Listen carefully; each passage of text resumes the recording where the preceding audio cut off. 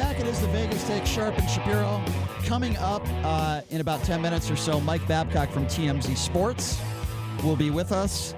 And I know everybody looks forward to the hate mail segment. All the hate mail that I get on social media, our producer, Jason Stein, always loves that segment, and our listeners do as well. I know some people are listening just for that segment. Don't worry, folks. It's coming up here in just a little bit. But a story came out in the Review Journal earlier today. And by the way, I heard this rumor 18 months ago, and that is that UNLV Athletic Director Desiree Reed-Francois, her big goal was to be the next athletic director at UCLA. Well, now it appears as though UCLA is interested in her. And don't you tell me that if she was offered the job at UCLA right now, she wouldn't take it. She could say whatever she wants to say. I'm not going to listen to crap, okay? When she says, my focus right now is on UNLV. That's what she said. The bottom line is, if she got the call today, she would be out the door in a heartbeat. I don't care what she says. That is just the bottom line. But the question to me is not the story, because the story is not surprising. We all knew, at least many of us knew, except for the cowards that don't want to write about it or talk about it on the radio, but we all knew that this was a stepping stone job for Desiree Reed-Francois, and eventually she's going to land somewhere else. Did I think it would be this quickly? Am I saying it's 100%? No. But UCLA is saying that, yes, according to sources, that she is part of the pool of people that they may be interested in when, I believe, the athletic director steps down, which, if I'm not mistaken, it's either July 1st or August 1st. But here's something that is very interesting, because this is a big story. You have UNLV's athletic director that is being rumored, circulated to maybe be the next athletic director at UCLA.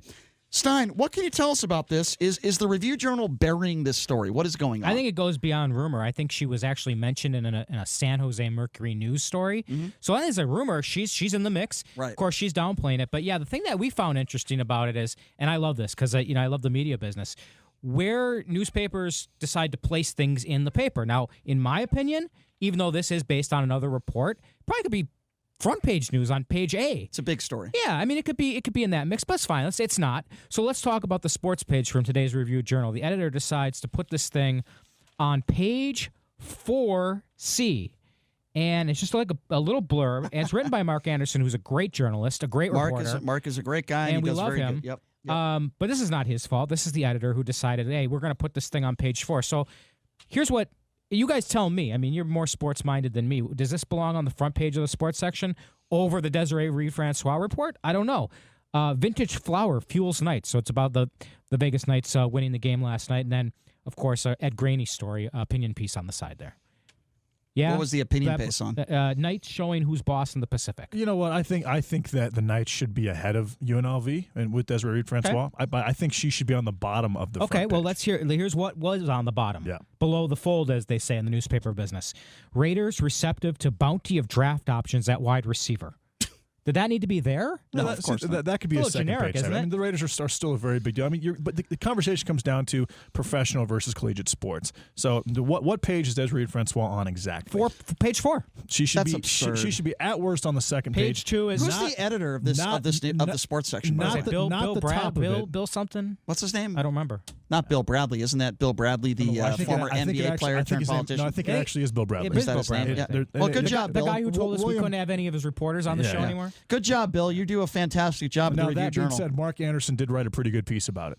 Well, that's our point. He's the best, man. That's Yeah, our he is. point. He's very, very It good. should have been on the front page of the sport. In fact, you could make the argument it could have been very small on the front page of the paper. That's what I say. When the yeah. athletic director, let me just read this real quickly. By the way, speaking of Ed Graney, who does his opinion pieces, who I think is wrong about 90% of the time, who carries himself like he is God's gift to writing articles on sports. That's just my personal Do you think opinion. his hairpiece is better than yours right now? I'm not fake like him. It's the same color. If I'm bald, I shave my head. I don't have a comb over. So Ed tweets this on social media. You guys tell me if I was inappropriate here. This is Ed Graney trying to be funny because now he also thinks he's not only an all-star sports writer, but he's also a comedian. He writes on social media yesterday, I'm telling you, man, VGK could pull Raiders owner Mark Davis out of his front row seat, throw a sweater over that white shirt, hand him a pair of skates, and he'd score a goal in his first game with the team, even while wearing his jeans. This stuff is crazy. Hashtag Nick Cousins. Ha, ha, ha, ha, ha, ha, ha. Here was my response. I don't even know what that means. Well, he's just trying to be funny. It's just ridiculous. So here's my response. My response was, you have a great future in writing jokes, almost as funny as some of your articles. That's all I wrote. He could write for the Impractical Jokers. He could. All right. He So could've- anyway, page 2, UNLV wins. That's an important story. That could have been on the front page. They got the first round bye in the Mountain West tourney. Page 3, Raiders relocation, top prospect, admires the talents of our running back Jacobs. Something about the combine. Page 4, NFL labor deal. Can I tell you, And Stein? then after all that is this little thing about Desiree Reed-Francois. Stein, can I give you my reason why they did that? This is and this is my opinion, okay? It has nothing to do with Mark Anderson, who is a great writer and a friend, and he does a great job. He doesn't decide I'll where tell they you put what his this has to do with, because the people who make these decisions for the sports section, in my personal opinion, are wussies. And the reason why they're wussies is because they don't want to get anybody upset at UNLV. They don't want to lose their access. Yeah, exactly.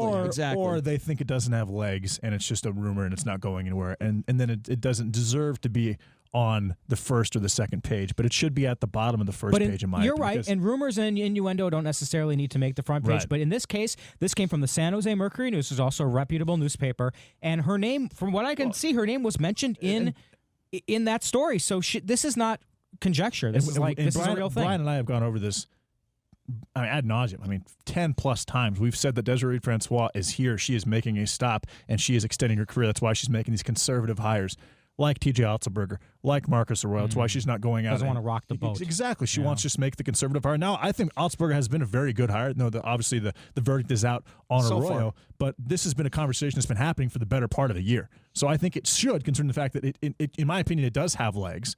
But it should. And by the way, she went to UCLA. I didn't know that. Absolutely. She was a student there, and she was a rower. Listen, 18 months ago, not even that long after she was hired, by the way, I heard from a very, very good source that is close to the UCLA situation and close to some people that are very close to her that told me that one of her goals, or dream job, would be to be the athletic director at UCLA. Who wouldn't take that job? And that's an amazing job. I'm sure it pays should be crazy millions not to of take dollars, and more power to her. Congratulations if she gets that done.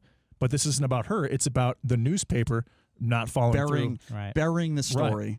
Listen, I don't blame her for reacting the way she did. She said, what's she going to say? Yeah, I want to be there. I want to be there right now. Of course she's not going to say that. I don't blame her for that. My focus is on UNLV. Of course she's going to say that. That's the political answer, and I don't blame her for saying that. That's the professional answer. What I blame is a newspaper burying a story like that because they're afraid that they might lose access or they might piss somebody off. What the hell are you doing? Do your due diligence. You have a really good writer who covers the team.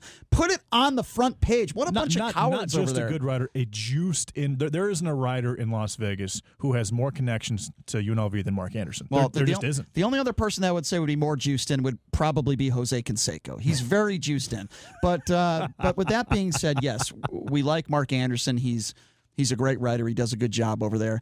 And again, it's another example of the pandering that happens with some of these publications and, quite frankly, some of these radio stations.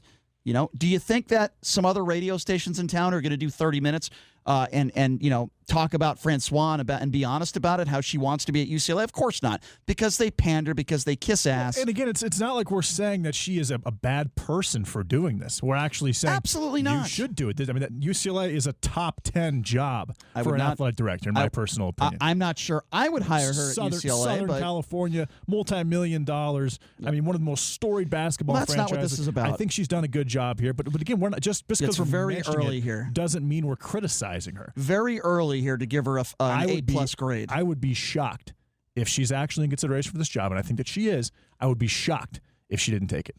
I'm sure she will, and it would not surprise me. And I think she should. The only question that I would have is we don't know if the football hire is going to work out. While I will agree with you that T.J. Otzelberger and his staff have done a good job so far, the word is still out. You can't make, and the season's not, year one's not even over yet. So far, he's done a good job. But I don't. Do you think that Kevin Kruger will get any head coach consideration after this year?